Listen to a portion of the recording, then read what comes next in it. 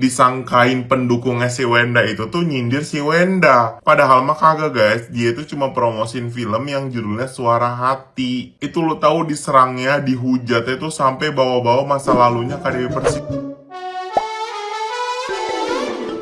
Dewi Persik geram setelah unggahan threads-nya soal Suara Hati dituding fans Sarwenda menyindir konflik rumah tangga Ruben Onsu dan Sarwenda. Dewi Persik pun membalas tudingan tersebut dengan nada santai namun menohok, mempertanyakan mengapa pendukung Sarwenda tiba-tiba mengaitkan unggahannya dengan masalah orang lain. Ia kemudian mengklarifikasi bahwa tulisan tersebut murni promosi series terbarunya berjudul Suara Hati, bukan sindiran untuk siapapun, sembari mengaku heran mengapa dirinya justru diserang hingga masa lalunya ikut diungkit oleh pendukung Sarwenda yang tidak dikenalnya. Merasa terganggu di tengah kesibukan syuting, Dewi Persik pun melayangkan peringatan tegas kepada akun-akun yang dianggap buzzer dan menyerangnya tanpa dasar. Ia menegaskan akan memantau dan tak segan melaporkan pihak yang terus memancing amarahnya ke jalur hukum. Dewi Persik juga meminta pendukung Sarwenda berhenti menggiring opini dan tidak membangunkan amarahnya di tengah kesibukan syuting series terbaru tersebut. Jarang main treat, giliran gua main treat, mempromosikan Suara Hati hanya gara-gara caption gua nggak bisa ngomong, tapi Suara Hati yang bicara.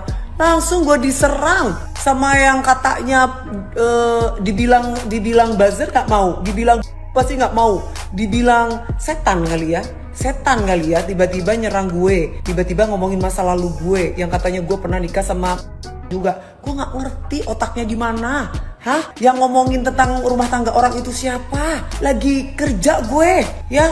Hah? Lu mau laporin gue? Atau malah sebaliknya? Lu yang gue laporin? Hah? Gue pengen ketemu sama lu pada, gue gak pernah takut sama siapapun. Ya? Gue gak pernah nyenggol orang. Gue kerja pagi siang malam. Jadi jangan nyenggol gue. Jangan bangunkan gue. Gue gak akan pernah takut sama siapapun. Ngerti? Nah, gimana nih menurut netizen yang terhormat? Silakan berkomentar ya. Dewi Persik diserang sama pendukungnya Wenda guys. Jadi Kak Dewi Persik itu bikin threads guys untuk mempromosikan filmnya. Nah mungkin captionnya itu tuh ya guys ya, disangkain pendukungnya si Wenda itu tuh nyindir si Wenda. Padahal mah kagak guys, dia itu cuma promosin film yang judulnya Suara Hati. Itu lo tahu diserangnya, dihujatnya tuh sampai bawa-bawa masa lalunya ke Dewi Persik. Lagian ya kalau misalnya lu sebagai pendukung gitu ya guys ya, lu lihat orang dulu, nih orang kemana nih arahnya gitu guys. Nggak semuanya tuh lu serang. Dan pendukung si Wenda itu kan suka ngomong kan, katanya ngebela perempuan segala macam. Sedangkan yang lu hujat itu perempuan juga. Itu Kak Dewi Persik itu perempuan. Lu kira dia apa? Laki. Kalau jadi pendukung itu tuh yang pinter-pinter aja guys ya. Nggak usah sampai masa lalu orang lu korek-korek, lu ini lu segala macam dibahas-bahas. Nggak usah. Istighfar kata gua. Lu jadi pendukung yang sehat aja. Ya guys ya, lu dukung lah tuh junjungan lu ya guys ya, nggak usah sampai ngehujat orang. Aduh kata gua, kagak usah kepedean guys. Orang lagi mempromosikan filmnya, malahan disangkain nyindir junjungan lu. Gue dapat komen-komenan buruk ya dari di akun sebelah ya, dan komenannya tuh semuanya tentang jorok-jorok dan kasar-kasar. Pendukung SW, dengerin gue ya. Lo tuh nggak punya rasa empati ya, atau empati lo sudah mati gitu loh. Lo lihat dong ya, bedakan dong junjungan lo tuh seperti apa ya. Junjungan lo tuh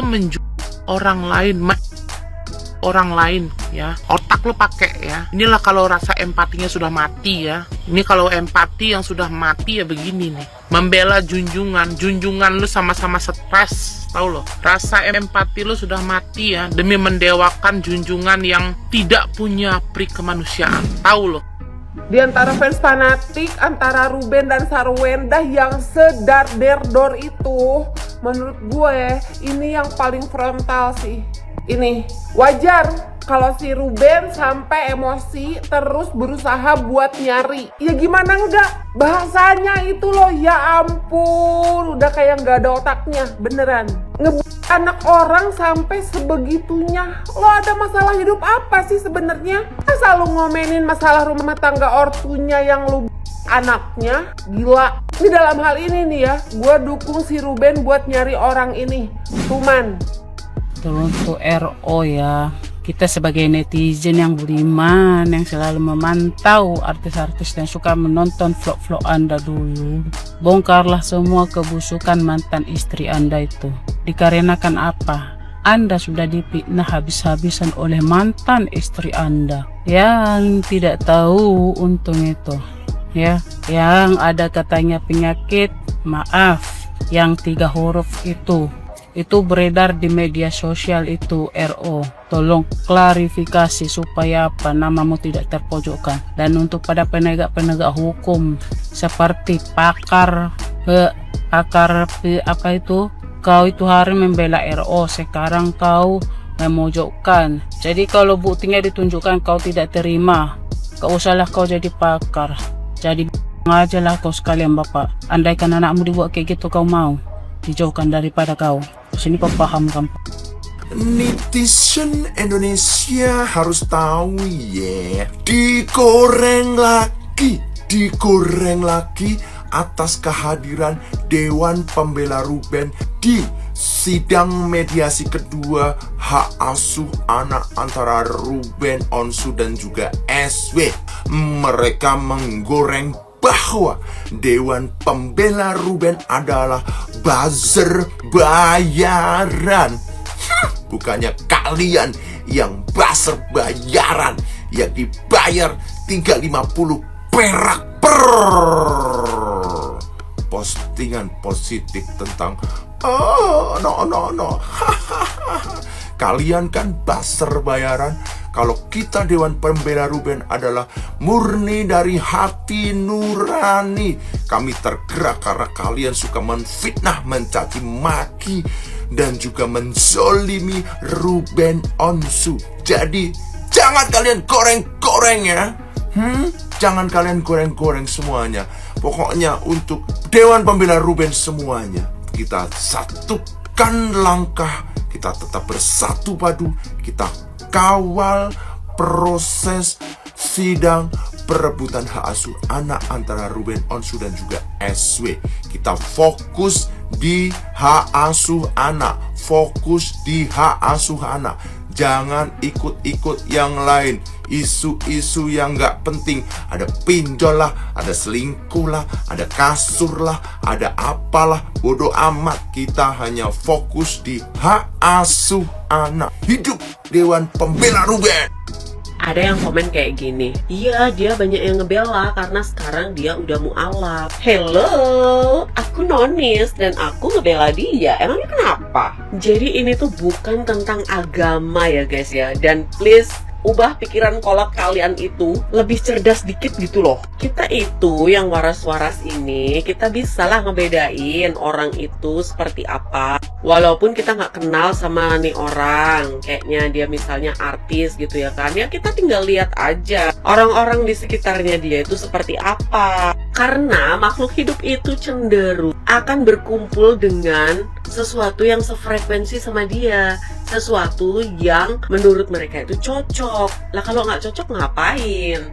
Kalau nggak cocok kan pasti pisah ya kan? Dari situlah kita bisa membedakan orang. Kalau misalnya orang itu lingkungannya baik, orang-orangnya rajin beribadah, suka nolong orang, tapi bukan buat dikontenin loh ya. Itu tuh kita bisa paham, bisa ngerti. Karena kita juga sebagai manusia itu sudah diberkati oleh yang namanya naluri. Kayak misalnya ada orang nih, dia tuh lingkungannya tuh suka ngomong kotor.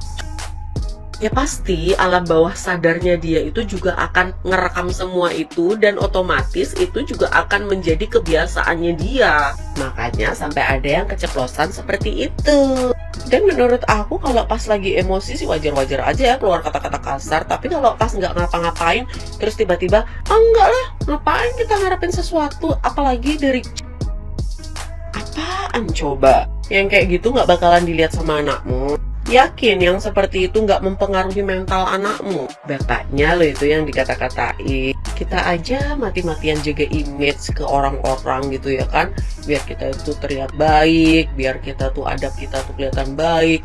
Ini dengan segampangnya merusak tatanan semuanya. Dan itulah yang selalu aku bilang, harga diri itu mahal bos. Makanya hanya adab dan attitude yang baik aja yang bisa membeli. Paham kan kalian sampai sini? Buat yang lagi susah boker, merapat ya, gue bakal bacain tulisan yang gue jamin setelah kalian baca tulisan ini, kalian bakal mules-mules banget dan buruk-buruk pengen boker. Jadi nggak perlu tuh Vegeta, Laxing, atau kapsul pelancar BAB apapun itu ya. Cukup baca tulisan ini dijamin mules-mules ya. Oke, kita baca tulisan dari Lulu Nacan. Natali, Sule, Gisel, Gading nggak bisa disamakan dengan Sarwenda dan Ruben Onsu. Jika dilihat dari sisi laki-laki, Sule pernah dikatain sama Natali tapi diam tidak membalas. Gading diselingkuhi Gisel sampai sedemikian buruk video Gisel tersebar, tapi Gading tetap baik sama Gisel. Tidak mengambil hak asuh anak, padahal bisa banget itu Gading tuntut hak asuh anak. Karena Gading tahu anak butuh ibunya. Komunikasi pun tetap terjaga karena laki-lakinya tidak ribet, tidak drama, tidak dikit-dikit ngomong sama pengacara aja. Intinya menurut Lulu, mau gimana pun ceweknya, asal cowoknya tuh mau sabar dan ngalah, ya udah kelar masalah gitu loh. Jadi maksudnya apa ini? Jadi standar ganda nih, cowoknya disuruh ngalah, mulu sabar, mulu gitu. Kalau lu ya bikin aturan sesuka lu begini, ngambil orang lain sebagai contoh, lu ngambil Tasya Farasya sebagai contoh ya, kasih tahu idola lu dan buka mata lu ya. Tasya Farasya itu setelah uang perusahaan digelapkan sama lakinya, kepercayaannya dihilangkan sama lakinya, terus mereka bercerai. Setelah bercerai, Tasya Farasya cuma minta 100 rupiah per bulan sebagai nafkah. Kenapa lu nggak ngambil contoh Tasya Farasya? Sarwenda minta berapa setelah bercerainya? Kenapa lu nggak ngambil contoh Dilan Janiar? Selama pernikahan si Dilan diselingkuhin, lakinya pun kerja ikut dia, duit dari Dilannya, ngilangin duit Dilan juga udah berapa, sampai mereka bercerai. Dilan cuma nuntut nafkah berapa itu sebulan? 4 juta. Kenapa lu nggak ngambil contoh itu? Coba kasih tahu Sarwenda. Mau kagak dia sebulan 4 juta? Jangan begini ya Lulu. Jangan standar ganda. Jangan aturan dibikin suka-suka lu. Justru sekarang ini kita ini kayaknya perlu banget nyari pacar atau suaminya si Lulu. Karena kayaknya tuh laki lagi dalam bahaya. Maksud gua kayak ini yang ngebelain Sarwenda ini tuh kayak maksanya tuh maksa banget. Ya, nggak bisa gitu bikin narasi yang logis gitu, nggak bisa. Ada lagi lah yang balesin kan, yang ngedukung. Gading, Sule yang kacau mantan istrinya, Sarwenda yang kacau mantan lakinya. Terus lu yang kacau apa? Kicau mania. Kicau mania apa? Ada lagi yang ngedukung, yang balesin lagi. Tapi masih banyak yang bela mantan lakinya. Ya lu pikir aja Regina, lu pikir aja. Gue baru mau ngomong ya. Gue baru mau ngomong begini nih, mereka ini belum pernah ngalami ngehadapin orang yang problematik, manipulatif, NPD. Gue baru mau ngomong begitu, tapi fakta udah seterang begini ya. Gimana mereka mau ngadepin orang begitu, orang merekanya yang begitu ini ya. Ya udahlah, langsung aja hadirkan psikolog dari satu dunia ini, dari masing-masing negara. Coba suruh meneliti si Lulu ini coba. Apalagi udah ini fakta udah beneran sekali. Aneh Lulu ini nih, aneh. Masalah rumah tangga orang kan beda-beda. Masalah tiap hubungan beda-beda. Penyelesaiannya pun beda-beda. Masa asal nyomot contoh yang membenarkan dan mendukung pendapat dia dong.